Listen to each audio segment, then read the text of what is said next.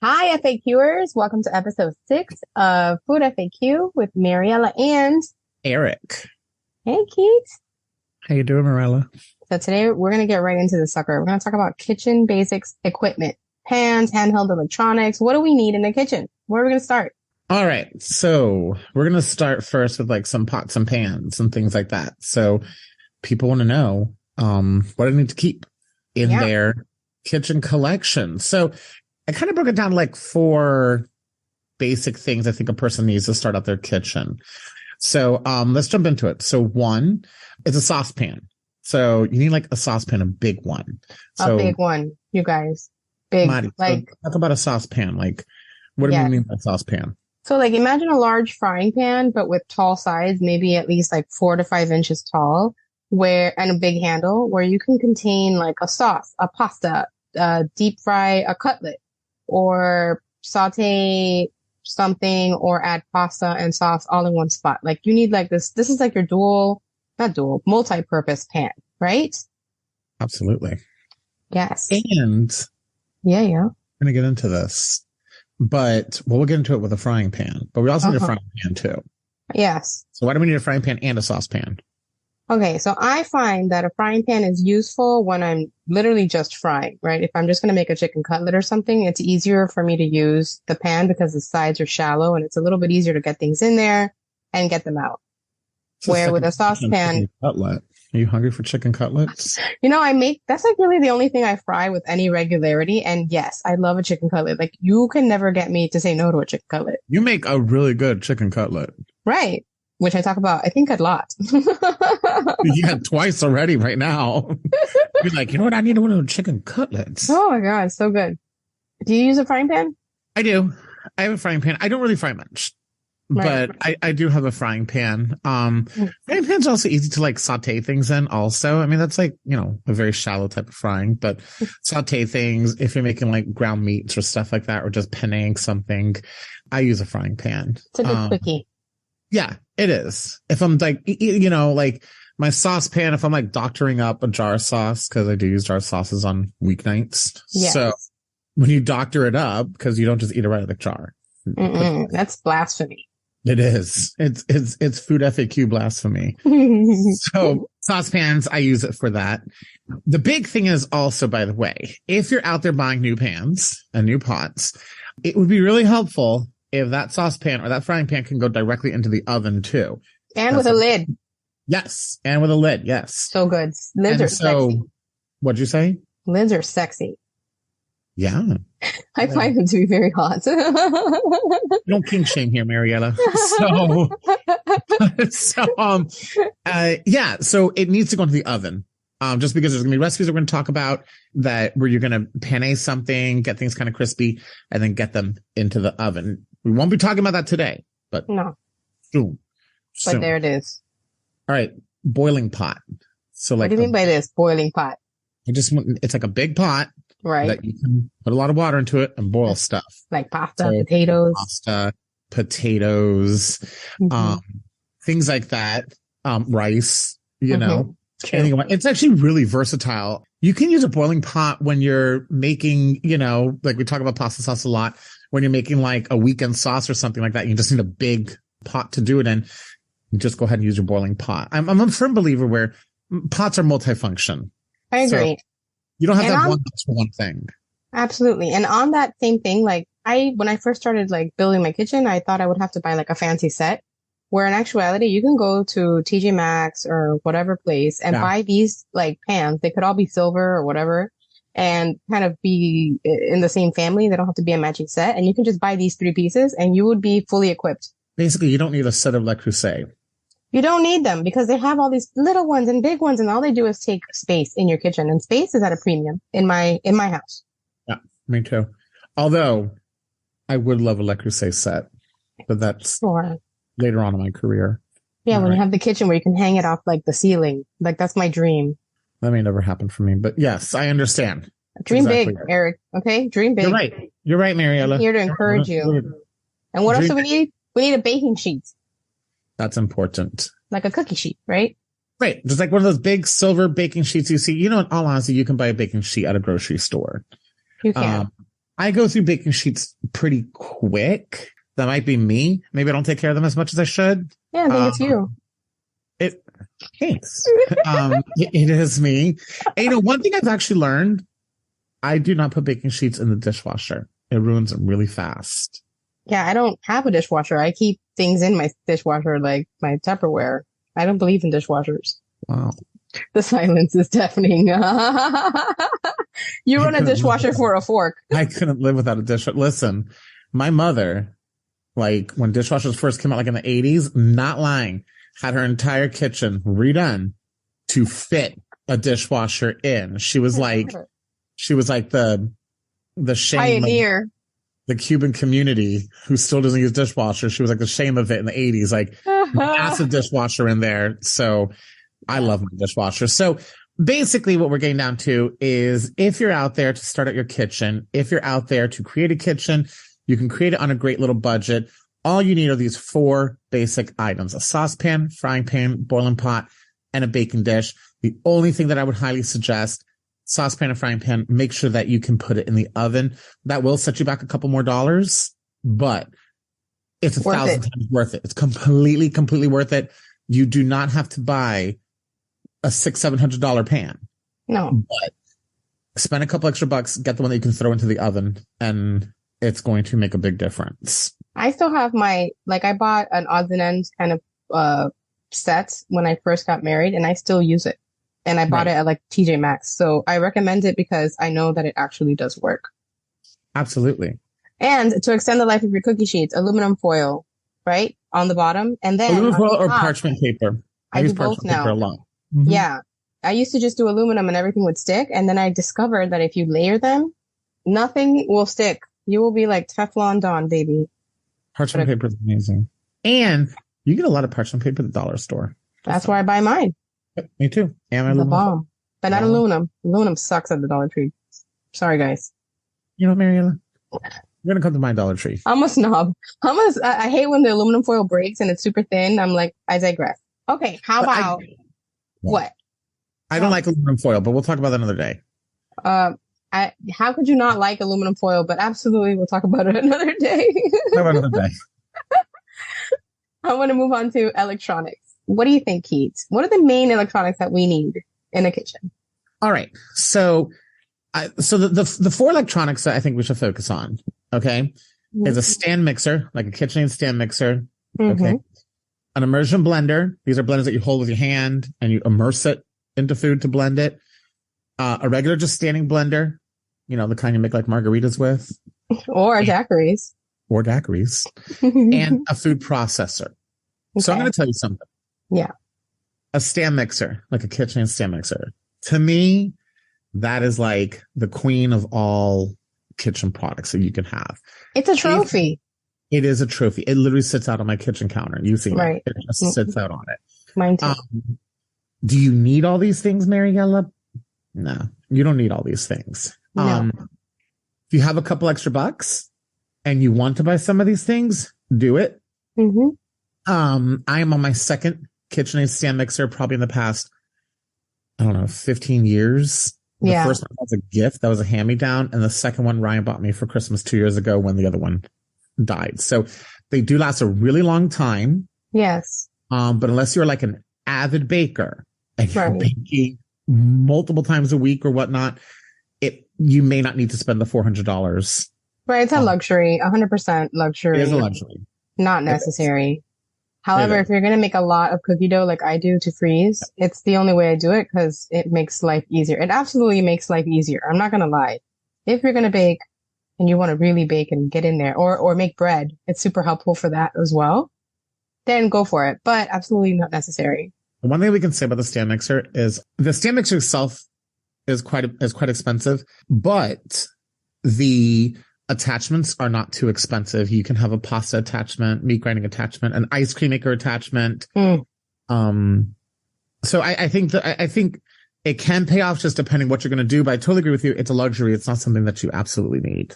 You have me very excited about ice cream making lately. We keep talking about it, and I'm like very excited about this. Summer's coming. I found a recipe that I'm going to make. I'm going to make you make it. Should we reveal what it is? Do it. popcorn ice cream. Butter popcorn ice cream. And you don't need a churn. I'm doing jazz hands. Recipe. I see the jazz hands. I'm very excited.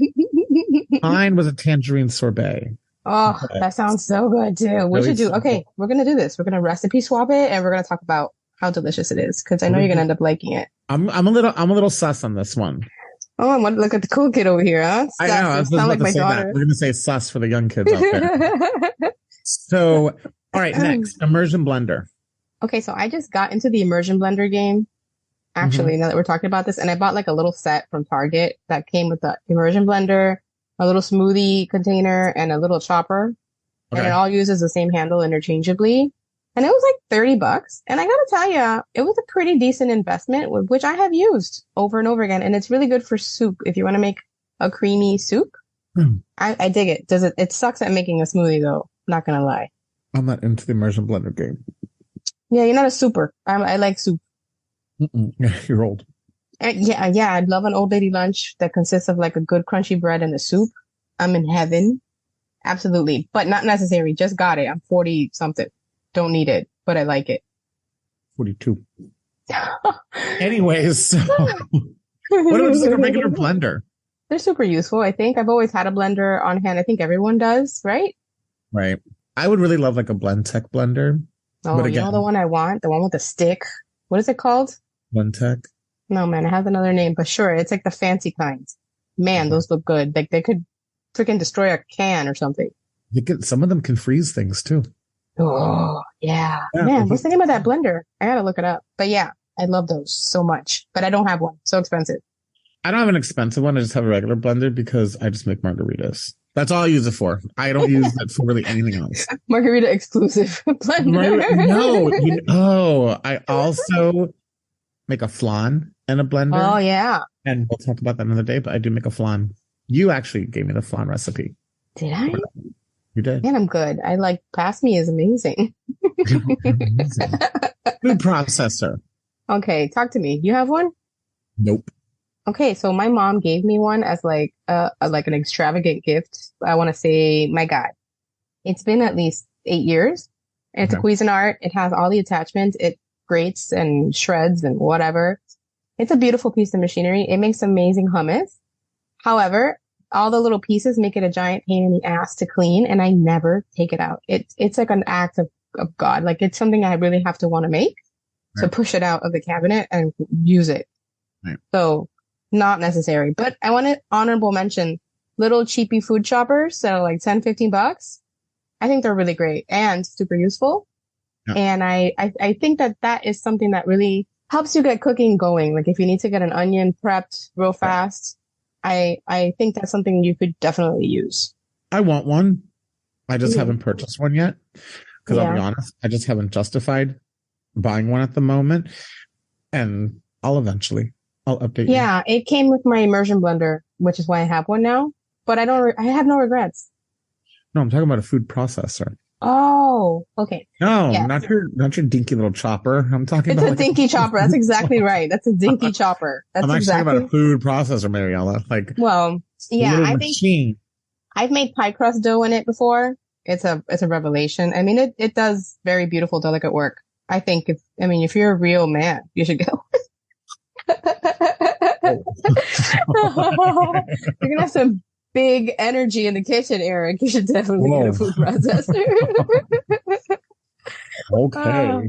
No, so you don't need it, right? You don't need any of this. No, you don't need it. You don't need any of this to make your kitchen function.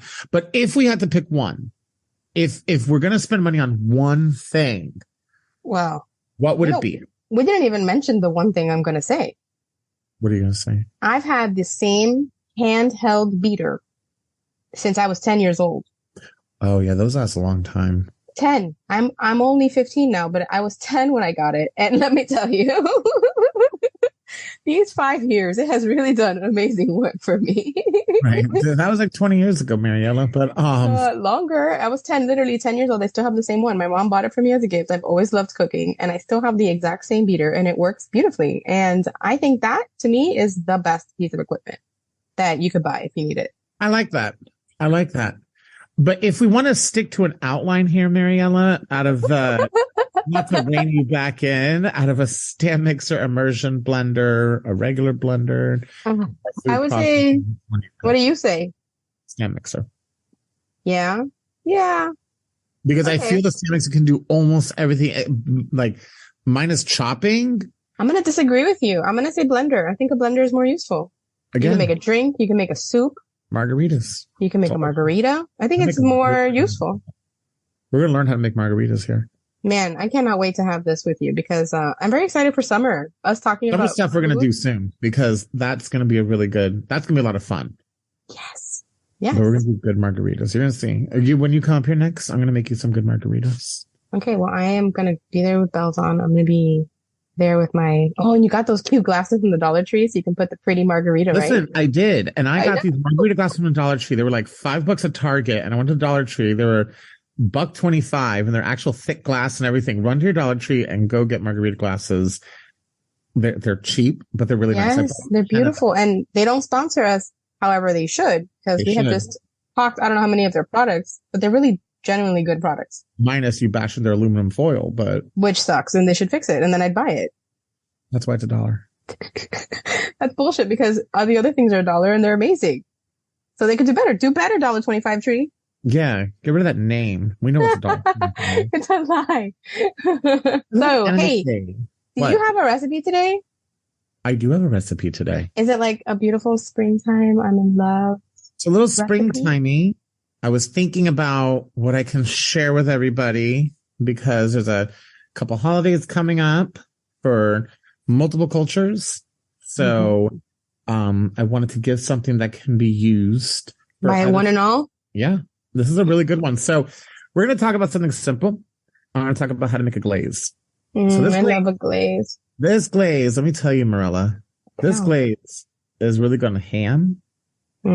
Or this glaze is really good on like a really fatty fish, like a salmon. I really wouldn't use on a tuna or things like that, but I would do on like a nice salmon steak. But what do you call salmon in Miami? Salmon. I just heard somebody say that the other day. And I was like, this is my home. Like a sandwich. A sandwich, salmon, a pizza. Anyway, let's move on. Tell me about it. All right. So it's a really simple glaze. And the key to this glaze is basically just adjust it to how you feel fit. All right. So it is a bourbon glaze. So you're going to take bourbon. So just like the old little saying goes, cook with what you're going to drink. So if you're going to drink, cook with it because that is going to be the main flavor. Yeah. So you go ahead, you're going to put some bourbon into a saucepan. Okay. And so if I'm going to have to give you a measurement, this is really bad because I've been making this glaze for so long, I just eyeball it. But if I'm going to have to say, you would probably go ahead and put about, I would say maybe a cup to half a cup of bourbon. Okay. Goes a long way. And then you're going to put them in a saucepan. You're going to go ahead. You're going to put, I would say about a cup of orange juice. And then go ahead and take an orange also, just cut it up or just get that stuff of it. Throw that in there also. You're going to need about a half a packet of brown sugar. Let it all get melty together. And after that, let's throw some cinnamon and nutmeg in there too. Cloves. Cloves are really good also. Oh, I love cloves. I love the smell. Or star anise. You could put star anise in there. I'm not a big fan of star anise because of licorice. It's like kind of licoricey. You don't like licorice? I don't like licorice at all. I learn a lot about you in these days that we have these chats. I know. But yeah, we can talk about licorice one day. I do not like it. You throw it all together. It also does go good if you don't have brown sugar. By the way, this recipe does go good with honey. As a matter of fact, you can throw a little bit of honey in there too. The key is that you're going to get this really nice and bubbly. You're going to let it reduce for a little bit. So you're going to let it simmer for about 15 minutes and just kind of let it reduce. If you're making a ham, most hams are already cooked, basically. When you get them from a grocery store, you're just heating it up. So for about the last maybe 30 minutes, maybe 45 minutes that the ham is in your oven, you're going to go ahead and you're going to start basting it about every 10 minutes. So you're going to open the oven door, pull it out, start basting it with a brush. If you don't have a brush, just start pouring some of it over the ham. Throw the ham back into the oven. You're going to do that every 15 minutes. Because of the brown sugar and the honey in there, it's going to candy. You're going to get like this really great candy shell over your Yummy. ham. If you're going to do this with fish, so remember fish cooks really quick. So if you're going to do this with fish, you probably want to get the fish in there for a couple minutes just to get all heated up and then go ahead and baste it. I really think it should be done with a salmon. I prefer it with a salmon. Yeah. And go ahead and baste it. And you're just going to get that really, again, you're not going to get as much of a candy crunch on the salmon because, again, salmon cooks so much quicker. Right. But you're still going to get that nice, sticky, sweet, spice type of flavor, bourbon flavor. I have been doing this glaze for years and as a no-fail glaze. Tweak it to your liking. If you want a little bit more bourbon, put a little more bourbon into it. What if you want no bourbon? That was my question. You don't have to do bourbon either. You know, you would still need like some type of astringent type of flavor. Or if you're going to maybe just use orange juice, I would probably scale back on the brown sugar. Oh, you know what you could use instead? Apple cider vinegar, maybe? You do apple cider vinegar, yeah. That could be good. Also. Just kind of scale back on the sugar or honey. So really, honestly, like just take a taste of it. Be careful to make sure it's not scalding. But take a taste of it. Remember that when you do taste it and it goes on your ham, it goes on your salmon, the flavor is going to be even more concentrated because you've candied it at that point. If it's a little bit weaker than you think you like it, it's probably perfect. Good tip. But go ahead and tweak it. Concerned about using alcohol. Remember that when you cook alcohol, the alcohol does burn out.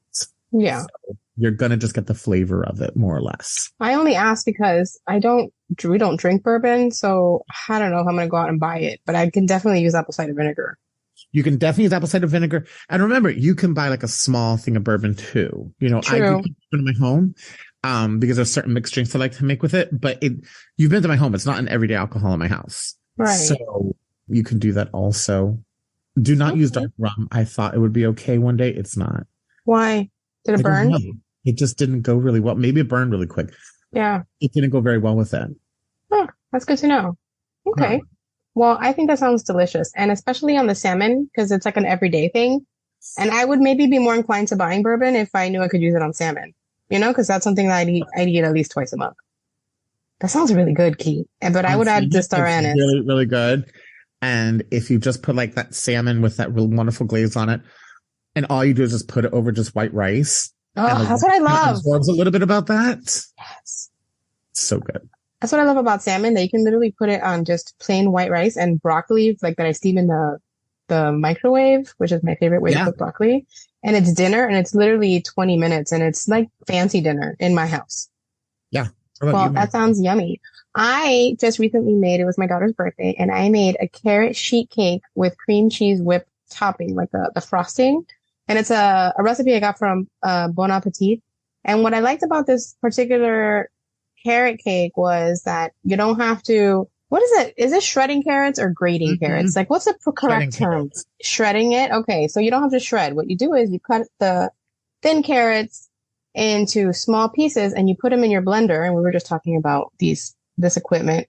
You put everything in a blender and you just whiz it together and you put it into your sheet pan, which is amazing, right? Because I never had a carrot cake where I didn't have to work double time. That's why I don't really make it.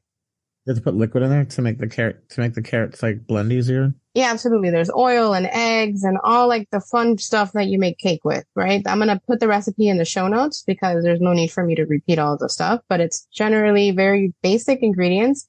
They have a bunch of add-ins in the recipe. They have candied ginger and walnuts and all this stuff. And I didn't use that stuff because my kid is 9 and she's not, digging candied ginger at the moment. So I omitted all that. It was just a cake. And it was the most delicious, moist, tender cake I have ever made in a blender. It was really delicious. And what I really liked was that the cake was sweet, but the cream cheese whip on top was a little bit salty. Oh, nice. Yes. And honestly, everyone loved it. The kids loved it. The adults appreciated that it was a little bit different. And it's kind of a perfect spring Easter dessert you could bring out to your table. Sheet cakes are so cute, right? Because they're big, they're pretty, and they're easy. You're just pouring everything into one sheet pan, letting it bake, and you're just icing it right from there. It reminds me of what it was like when I was a kid. Right? Yeah. Make a quick cake. Exactly. And I thought it was a really kind of a cool thing to make, and it would easily feed 15 people. It was really big. Maybe even 20. You didn't put the nuts in it? I didn't put nuts or the candied ginger, which I think would be delicious additions, but my kid, she just wanted a carrot cake. So I didn't want to make put things in there that was going to deter her from eating it after I made it, because that's a no-no. Right. Exactly. That So, sounds really yeah. good. I've seen it. Like I've seen it being made before. I haven't made it yet. Carrot Mm. cake's one of my favorite cakes. Yeah, and I like this new way of making carrot cake. I've seen various recipes where they don't have to, I keep forgetting what the term is, grate it, or Waiting. I hate grating carrots. First of all, it's a pain. I think it's a huge pain to me. And then when you buy it shredded, they're like hard, right? Mm. So you can't really use it. So anyway, that's what I think. And I think you should make this alongside with your little ham, maybe some mashed potatoes. And what else would you serve? Oh, some broccoli roast. Oh, or your Brussels sprouts on the side. Brussels sprouts on the side. And you have Easter Passover. There's Passover. That's why I put the salmon in there. There's Passover. Yeah.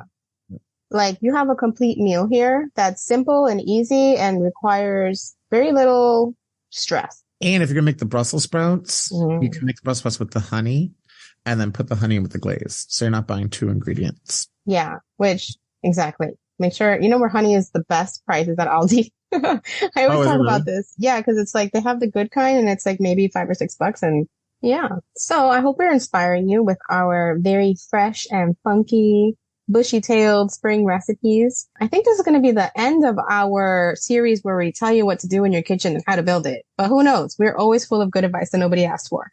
Right. You're always good at that. No, I am too, I guess. I think, like we said, this is probably one of the few last ones that we'll actually talk about how to build a kitchen and maybe get more into more recipes and what to do with all the stuff we've been telling everybody to purchase or to look into purchasing. Yeah. This is going to be a good base to start your kitchen off with. And now it's summertime. It's coming, y'all. So we can share with our loved ones, bring people into your house and really impress them. A lot of fun. Summer, we got a lot of good summer things coming. Oh my gosh. So we're going to get together and we're going to like summer palooza our lives. And I am so grateful that you guys are coming along for this ride. Is there anything else you want to say, Keith? It's just a lot of fun. It's a lot of fun doing this. It's a lot of fun interacting with people and a lot of fun knowing people are listening to this and hopefully having a good time in their kitchen. That's the point of this, just to go in your kitchen, have a good time. And like we said in the beginning, it's not going to be perfect always, but as long as you just enjoy yourself, have a good time, your family, your friends, it's meant for everybody to get together and just share the love, right? Right. Absolutely. And it's like now that COVID's like a thing of the past, I really kind of appreciate these things even more. Yeah. And I want you to appreciate them and I want you to eat well and try new things and love each other just like me and Keeter do. We do. Love you, Mariela. I love you, Kiki. All right, you guys, please go ahead and leave us a 5-star review and rate us. Leave us questions. Anything you need. Yeah, email us. Leave us a voicemail. Everything's going to be in the links. Oh, the recipe is also going to be in the show notes. I'm going to put all the stuff down there for you guys. And if you need anything from us, hit us up. Bye-bye. Bye.